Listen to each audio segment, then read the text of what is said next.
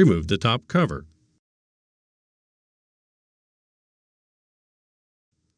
Remove the air baffle. To remove a processor and heatsink module, you'll need a Torx T30 screwdriver.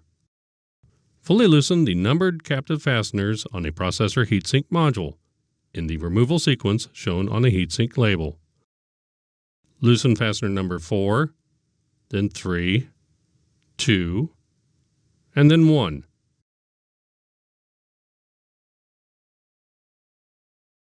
Carefully lift the processor heatsink module straight up from the processor socket.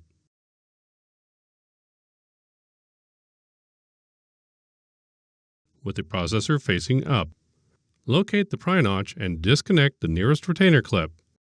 Place a standard head screwdriver into the notch near the clip and carefully twist the screwdriver counterclockwise to loosen the retainer from the heatsink. Disconnect the remaining clips in counterclockwise order.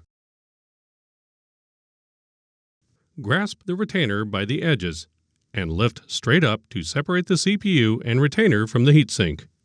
Leave the CPU in the retainer and place it in the appropriate electrostatic protective packaging.